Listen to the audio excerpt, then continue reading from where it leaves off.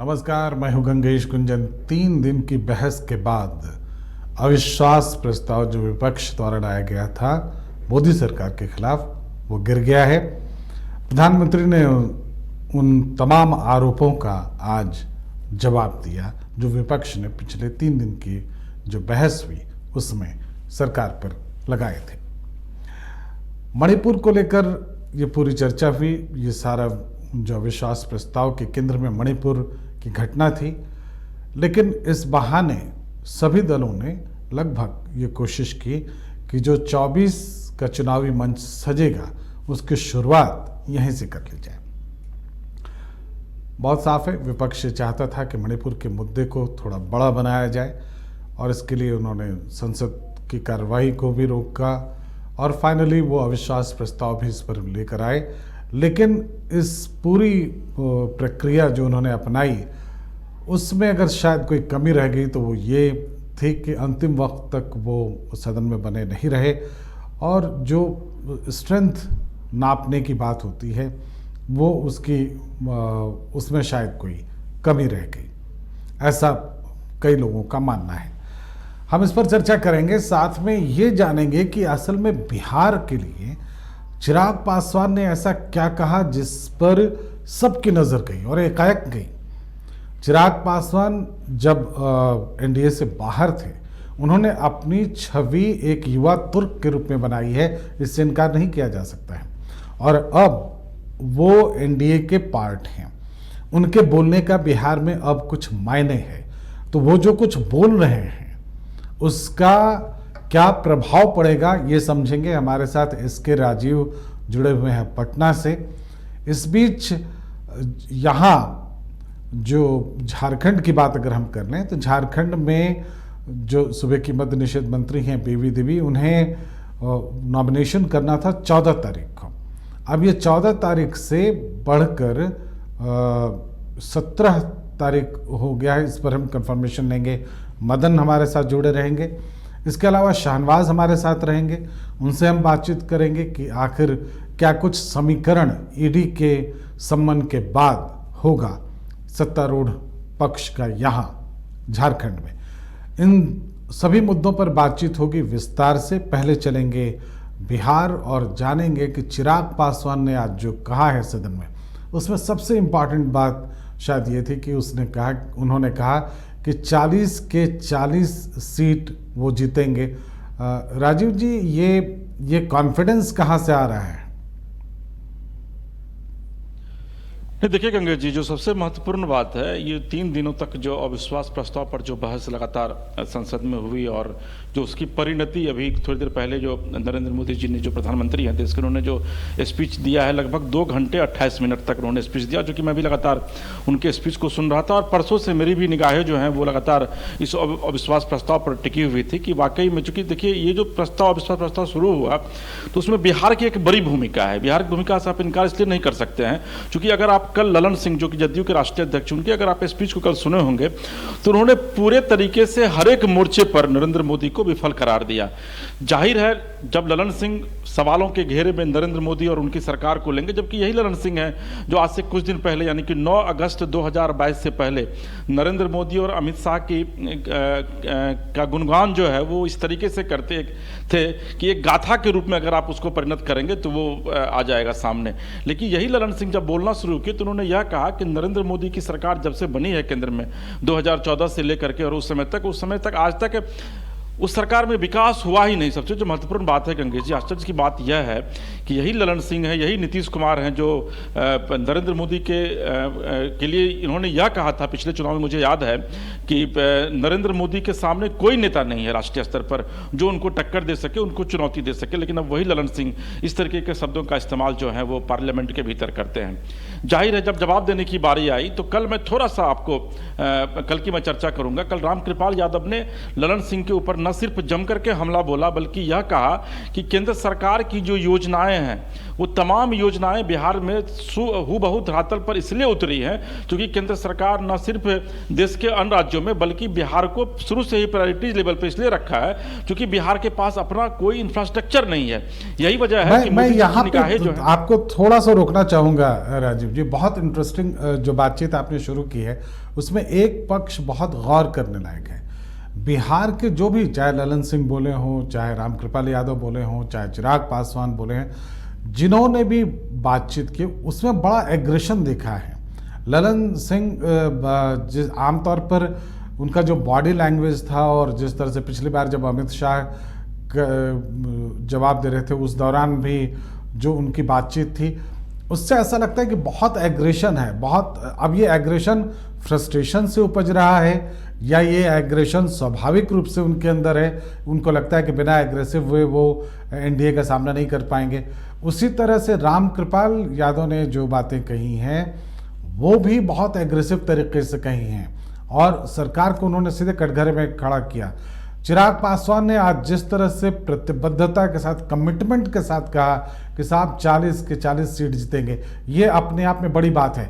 तो क्या आपको लगता है ऐसा कि ये एग्रेशन पार्ट हो रहा है बिहार की राजनीति का? नहीं, देखिए गंगेश जी, अगर आप 1990 से याद करें, थोड़ा अतीत में आपको मैं लेकर चलता हूं। 1990 में लालू प्रसाद यादव ने जिस पॉलिटिक्स की बिहार में शुरुआत की थी, एग्रेशन उसी का एक पार्ट है। और आपको ये पता है कि चूंकि आप भी बिहार की पॉलिटिक्स को काफ़ी करीब से समझते हैं कि बिहार में एग्रेशन बिकता है, चाहे वो एग्रेशन किसी भी मामले में हो। और यही वजह है कि ललन सिंह ने जब अपना एक एग्रेसिव रूप दिखाने की कोशिश की सदन में, तो ललन सिंह को उसी की भाषा में बीजेपी ने भी जवाब देने की कोशिश की। और आप देखिए कि बीजेपी की तरफ से किस तरीके से जो अपनी टीम बनाई गई थी, तो उसमें ललन सिंह के अगेंस्ट में सीधे रामकृपाल यादव को उतारा गया।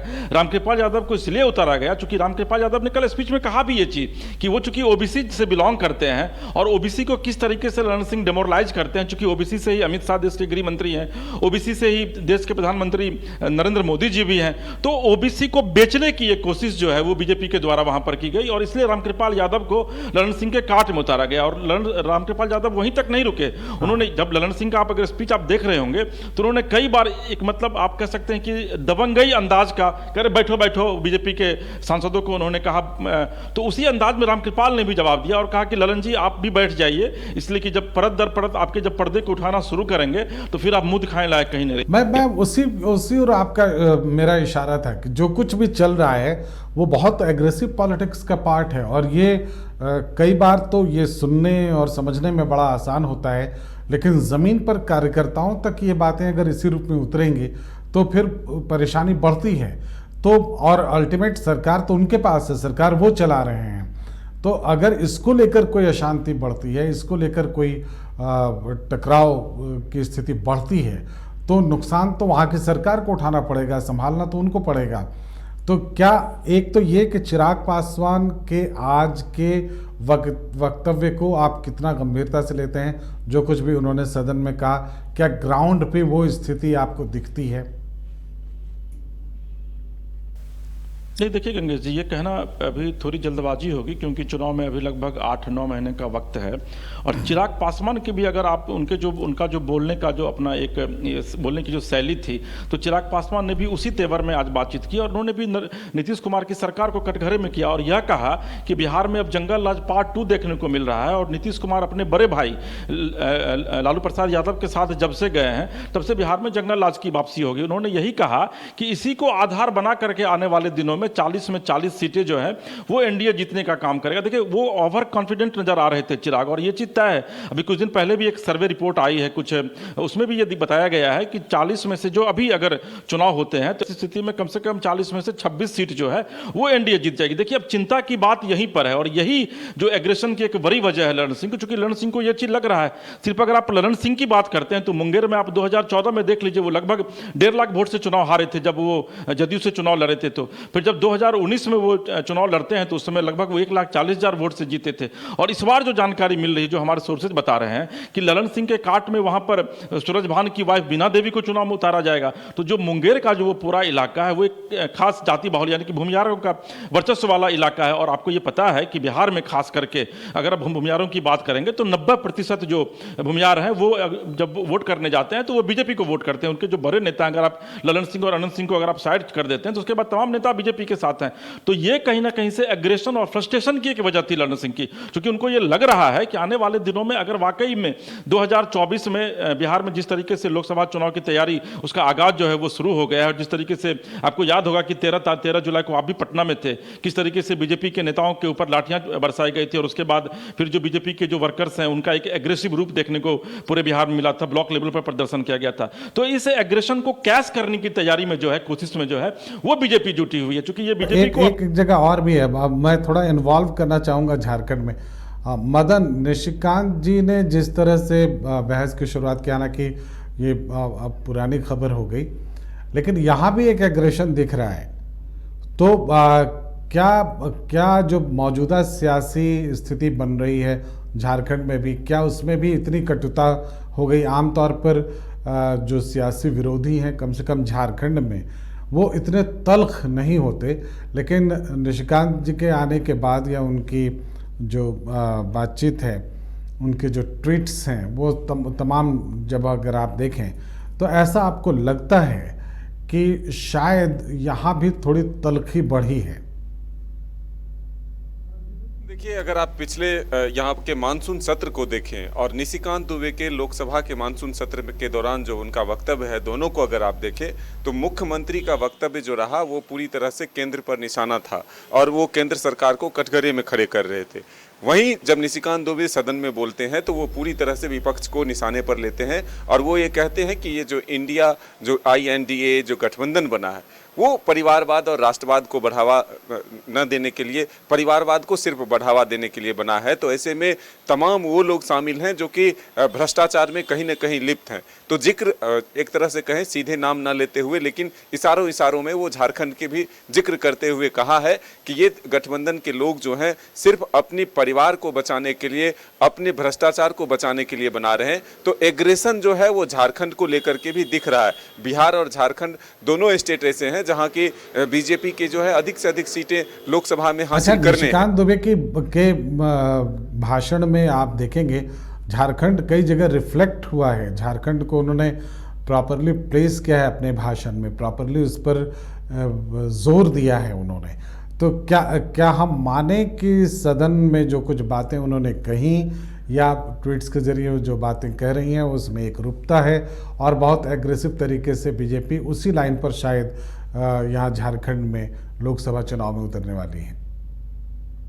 देखिए, निशिकांत दुबे लगातार सरकार पर जो है निशाना साधते रहते हैं, चाहे वो ट्विटर के माध्यम से हो या फिर और भी जो जन मुद्दे होते हैं उसको लेकर के सरकार पर निशाना साधते हैं। लेकिन जिस तरह से उन्होंने सदन के भीतर भी वक्तव्य दिया है, ऐसे में हम ये कह सकते हैं कि झारखंड में उसी मॉड्यूल पर जो है बीजेपी चुनावी मैदान में उतरेगी और सीधा टारगेट जो है वर्तमान जो यहाँ की गठबंधन है, यहाँ की जो सरकार है वो है। और इस पर ये कह सकते हैं कि अधिक से अधिक यानी कि 14 सीट जीतने का जो लक्ष्य है उसको प्राप्त करने के लिए एग्रेशन बीजेपी के नेताओं में दिखना शुरू हो गया है। और में 14 की बात हो रही है। राजीव जी, आप कितना सहमत हैं 40 में 40 इसको लेकर?